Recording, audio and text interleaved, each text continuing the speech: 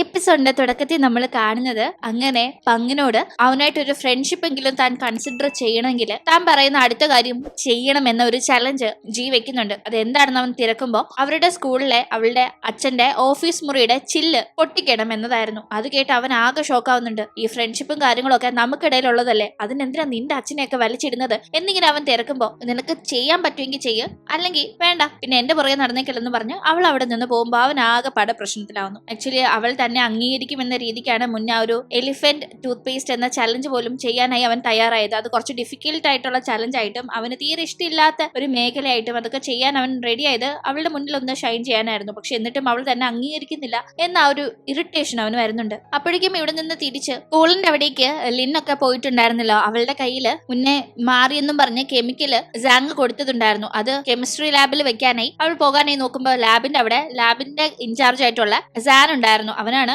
ഇവരുടെ ക്ലാസ്സിൽ നിന്ന് ലാബിന്റെ കാര്യങ്ങൾ നോക്കുന്ന സ്റ്റുഡന്റ്. അവൻ ഒരു വിധത്തിൽ ഇവളെ അകത്തേക്ക് കടത്തി വിടുന്നില്ല. എന്നാൽ അവന്റെ കണ്ണ് വെട്ടിച്ചാലേ ഇത് അകത്ത് കൊണ്ട് വെക്കാൻ പറ്റും. അതുകൊണ്ട് തന്നെ അവനെ ഒന്ന് മയത്തിൽ ഡീൽ ചെയ്യാനേ അവൾ നോക്കുന്നുണ്ട്. ഇങ്ങനെ ഇവർ സംസാരിച്ച് നിൽക്കുമ്പോഴേക്കും അവളെ കണ്ട് ഒന്നിച്ച് പഠിക്കാം എന്ന കാര്യം സംസാരിക്കാനായി അങ്ങോട്ടേക്ക് സാങ് വരുന്നുണ്ടായിരുന്നു. അങ്ങോട്ട് എത്തുമ്പോൾ തന്നെ അവളോട് എങ്ങനെ ആ കാര്യം പറയും എന്നതിങ്ങനെ പതിയെ മനസ്സിൽ പ്രാക്ടീസ് ചെയ്തുകൊണ്ടാണ് അവൻ വരുന്നത്. പക്ഷെ വന്ന് ഇവരെ ഒന്നിച്ച് കാണുമ്പോൾ അവന് ആകെ ഒരു അസൂയ കണക്ക് അവൻ അവിടെ നിന്ന് പോകുന്നുണ്ട്. പിന്നീട് ക്ലാസ് വിടുമ്പോൾ അവൻ വേഗം തന്നെ അവിടെ നിന്ന് പോകാൻ ഒരുങ്ങുമ്പോൾ അത് കണ്ട് ലിൻ പുറകെ പോയി അവനോട് സംസാരിക്കാൻ നോക്കുമ്പോൾ അവൻ ഒരു മൈൻഡ് ചെയ്യുന്നില്ല. ഇവൾക്ക് എന്താണ് ഇവന്റെ മനസ്സിൽ പെട്ടെന്ന് ഇങ്ങനെ ഒരു മാറ്റം എന്നറിയില്ല. കാരണം ഒരു ഇഷ്ടക്കേട് കണക്ക് അവൻ പെരുമാറുന്നുണ്ട്. ഒരു പക്ഷെ മുന്നേ നടന്ന ആ കാര്യങ്ങൾ കൊണ്ടായിരിക്കുമോ ഇവൻ ഇപ്പോൾ ഡിസ്റ്റർബ്ഡ് ആയിട്ടുള്ളത്. എന്തായാലും പങ്ക് ജിയെ കൺവിൻസ് ചെയ്യാൻ വേണ്ടിയല്ലേ ഇങ്ങനെയൊക്കെ നടക്കുന്നത്. ഒരു പക്ഷെ അവന് ജിയെ ഇഷ്ടമായിരിക്കോ, അതിൽ അസൂയായിരിക്കും അവനിപ്പോ ഈ കാണിക്കുന്നതെന്ന് അവൾ ആകെ പാടെ തെറ്റിദ്ധരിക്കുന്നുണ്ട്. ആക്ച്വലി സാങ്ങിന്റെ മനസ്സിൽ ഇവളോട് ഒരു ഇഷ്ടം തോന്നി തുടങ്ങി എന്ന ഒരു ലക്ഷണങ്ങൾ നമ്മൾ കണ്ടുവരുമ്പോഴേക്കും ഇവളുടെ മനസ്സിലാകെ തെറ്റിദ്ധാരണകൾ കയറാണ്. അവൾ വേഗം തന്നെ അവനോട് നിനക്ക് ജിയെ ഇഷ്ടമാണോ എന്ന് ചോദിക്കുമ്പോൾ അവളോടുള്ള കലിപ്പിന് അതേന്നും പറഞ്ഞ് അവൻ അങ്ങ് പോവാണ്. പക്ഷെ പിന്നീട് അടുത്ത ദിവസം സ്കൂളിലെത്തി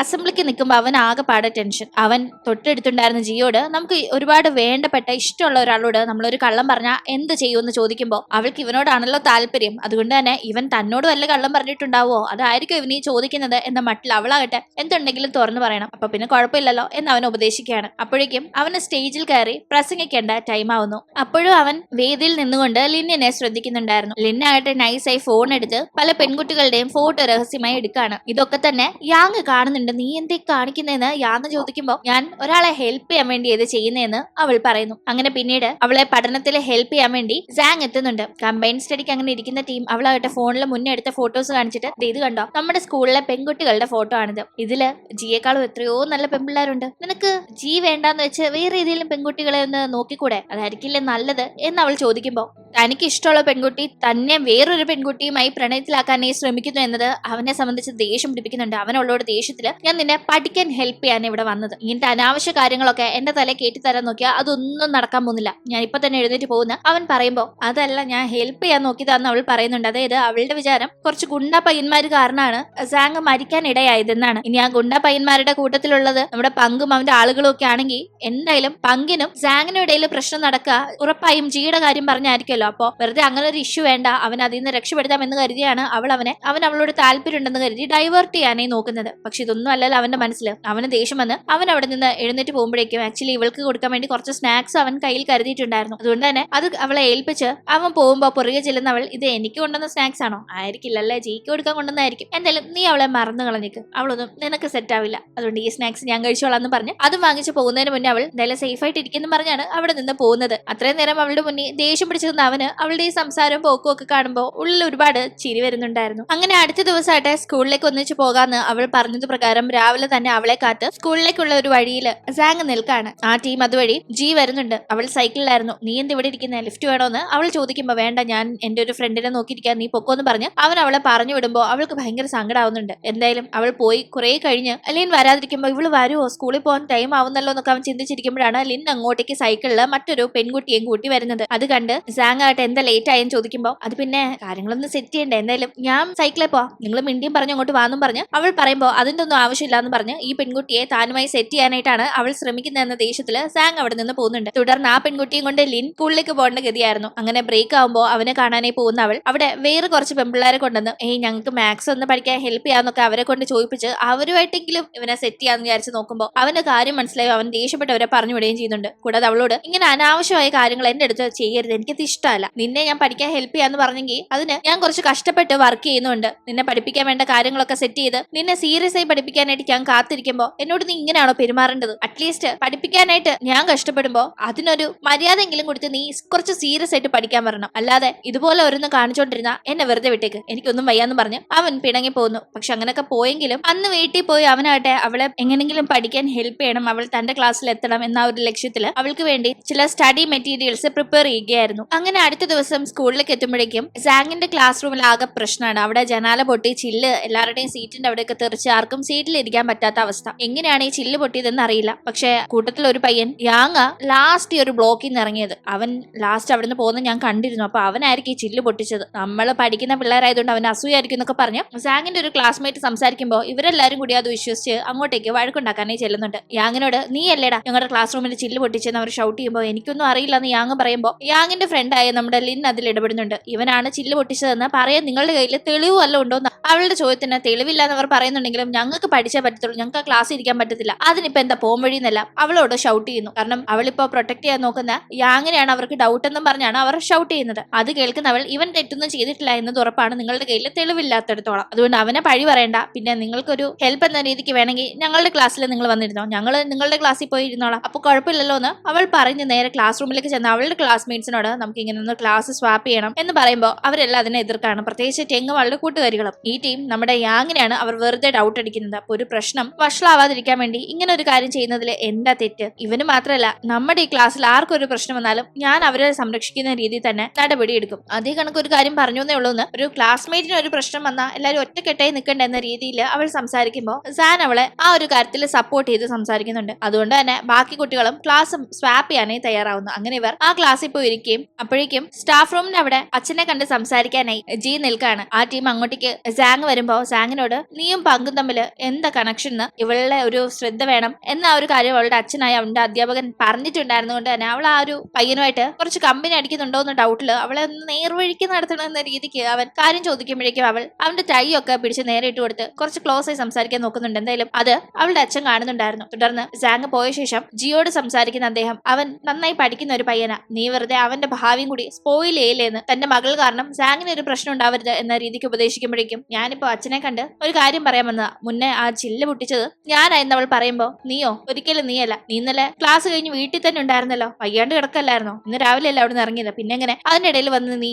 ചില്ല് പൊട്ടിക്കാനാ? വെറുതെ എന്തിനാ നീ ചെയ്യാത്ത കാര്യങ്ങൾ കൂടി ഏറ്റെടുത്ത് ഇങ്ങനെ നശിക്കാൻ നോക്കുന്നതെന്നെല്ലാം അച്ഛൻ അവളെ വഴക്ക് പറയുന്നത്. ആക്ച്വലി ഇവൾ തന്റെ അച്ഛന്റെ ഓഫീസ് മുറിയുടെ ചില്ല് പൊട്ടിക്കണമെന്ന് ആവശ്യപ്പെട്ടത് പ്രകാരം പങ്ക് വന്നത് പൊട്ടിച്ചതാണ്. പക്ഷെ പൊട്ടിച്ചപ്പോ അവന് ചില്ല് മാറിപ്പോയി, ക്ലാസ് റൂമിന്റെ ചില്ലാണ് പൊട്ടിച്ചതെന്ന് മാത്രം. ഇവൾ എന്തിനാണ് മനഃപൂർവ്വം ഇങ്ങനെ ഓരോ കാര്യങ്ങൾ ചെയ്യുകയും അതിന്റെ ഉത്തരവാദിത്വം ഏറ്റെടുക്കുകയും ചെയ്യുന്നതെന്ന് അറിയില്ല. അങ്ങനെ പിന്നീട് ക്ലാസ് ഒക്കെ കഴിഞ്ഞ് സാങ് ആകട്ടെ പങ്കിനെ കാണാനായി പോകുന്നുണ്ട്. അവനാണ് ജനാലയുടെ ചില്ല് പൊട്ടിച്ചതെന്ന് അവന് മനസ്സിലായിട്ടുണ്ടായിരുന്നു. അത് ജി പറഞ്ഞിട്ടാണ് എന്ന ഒരു കാര്യം വെച്ചിട്ടൊന്നും അല്ല അവൻ കണ്ടുപിടിച്ചത്, മറിച്ച് ജനാലയുടെ ചില്ല് പൊട്ടി അകത്തേക്ക് വീണ കല്ലില് ഗ്രീസ് മറ്റും നന്നായി പറ്റി പിടിച്ചിട്ടുണ്ടായിരുന്നു. പങ്കാകട്ടെ കുറച്ച് മെക്കാനിക് പണിയൊക്കെ ചെയ്യുന്നുണ്ട്. ഇപ്പൊ തന്നെ ഗ്യാരേജിലെത്തിയാണ് പങ്കിനെ കണ്ട് സാങ് സംസാരിക്കുന്നത്. അങ്ങനെ ഇവനാണ് ചെയ്തതെന്ന് മനസ്സിലാക്കി അതിന്റെ പേരിൽ അവനോട് സംസാരിക്കുകയാണ്. ഈ ടീം സാങ്ങിനെ ഫോളോ ചെയ്ത് അങ്ങോട്ടേക്ക് വന്നിട്ടുണ്ടായിരുന്ന ലിൻ ഇവിടെ നിന്ന് സാങ്ങിനെ വിളിച്ചുകൊണ്ട് പോകുന്നു. എന്തായാലും പങ്കിന് താൻ ചെയ്തത് തെറ്റാണ്, ജി എന്തൊക്കെ പറഞ്ഞാലും അങ്ങനെ ചെയ്യാൻ പാടില്ലായിരുന്നു എന്നൊരു തോന്നൽ ഇതൊക്കെ കേൾക്കുമ്പോൾ വരുന്നുണ്ട്. അങ്ങനെ അടുത്ത ദിവസം സ്കൂളിൽ വെച്ച് ലിന്നിനെ പഠിപ്പിച്ചു കൊടുക്കാനായി സാങ് ഇരിക്കുമ്പോഴേക്കും അപ്പോഴത്തെ ആ ഒരു ദേഷ്യത്തില് ലിന്നിനോട് പറഞ്ഞ കണക്ക് തനിക്ക് ജിയോടല്ല താല്പര്യം എന്നത് അവളെ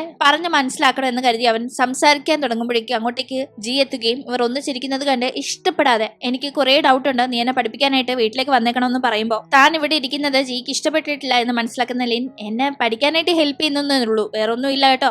സാങ് ജിക്കുള്ളത് തന്നെയാണെന്നെല്ലാം അവളോട് ലിൻ പറയുന്നത് അവനെ കുറെ സങ്കടപ്പെടുത്തുന്നുണ്ട്. മനസ്സിലെ കാര്യങ്ങൾ തുറന്നു പറയാനായി തീരുമാനിച്ചപ്പോഴേ ഇങ്ങനെയാണല്ലോ എന്ന് കരുതി അവൻ ഒന്നും മിണ്ടുന്നില്ല. അന്ന് പിന്നീട് ക്ലാസ്സിൽ ഇരിക്കുമ്പോഴേക്കും നല്ല മഴ പെയ്യുന്നുണ്ട്. ജനാല ചില്ല് പൊട്ടിയ ആ ഒരു ചില്ലൊക്കെ പിറക്കി കളഞ്ഞെങ്കിലും വിൻഡോയുടെ ഗ്ലാസ് ഒന്നും റെഡി ആക്കിയിട്ടില്ല. അപ്പൊ ആ സൈഡിലാണ് നമ്മുടെ ലിന്നും ക്ലാസ്മേറ്റ്സും ഇരിക്കുന്നത്. ജനാലയുടെ തൊട്ടടുത്തിരിക്കുന്നത് ടെങ്ങുമാണ്. പെട്ടെന്ന് മഴ പെയ്യുമ്പോഴേക്കും അവൾക്ക് മഴയുടെ ഭയങ്കര ബുദ്ധിമുട്ട്. ഈ ക്ലാസ്സിൽ മാറാനുള്ള കാരണം തന്നെ ലിന്നാണ്. അവൾ കാരണം താൻ മഴ നനയാൻ പോകുന്നു എന്ന് പറഞ്ഞ് ടെങ് ബഹളം വെക്കുമ്പോൾ ഞാൻ അവിടെ ഇരുന്നോളാം എന്ന് പറഞ്ഞ് ടെങ്ങിനെ തന്റെ സീറ്റിലേക്ക് മാറ്റിയിരുത്തി ലിൻ അവിടെ പോയിരിക്കുന്നു. മഴ നനയാതിരിക്കാനേ അവൾ കുടയും ചൂടുന്നുണ്ട്. പിന്നെ മഴ മാറിയ ശേഷം വെയിലടിക്കുമ്പോഴേക്കും ആ കുടയുടെ അകത്തൂടെ വെയിലടിച്ച് വളരെ മനോഹരമായ ഒരു ലൈറ്റിംഗ് പോലെ അവളെ നോക്കുന്ന സാനിന് തോന്നുന്നുണ്ട്. അവൾക്ക് ഒരു പ്രത്യേക ഭംഗി പെട്ടെന്ന് അവന്റെ കണ്ണുകൾക്ക് ഫീൽ ആവുന്നു. അതായത് അവൻ വലുതായിട്ട് മൈൻഡ് ചെയ്യാതിരുന്ന അവൾ അവനിൽ നിന്ന് പതിയെ അത്രയും നാള് പുറകെ നടന്നിരുന്ന ആ ഒരു രീതിയൊക്കെ മാറ്റി അകലാൻ തുടങ്ങുകയും പെട്ടെന്ന് അവളെ ഇപ്പൊ നോക്കുമ്പോൾ വല്ലാതെ ഒരു ഭംഗി തോന്നുകയും ചെയ്യുന്നവൻ കുറെ നേരം നേരം അവളിങ്ങനെ നോക്കിയിരിക്കുന്നുണ്ടായിരുന്നു. അങ്ങനെ പിന്നീട് ആ സ്കൂളിലെ പ്രധാന അധ്യാപകനാണ്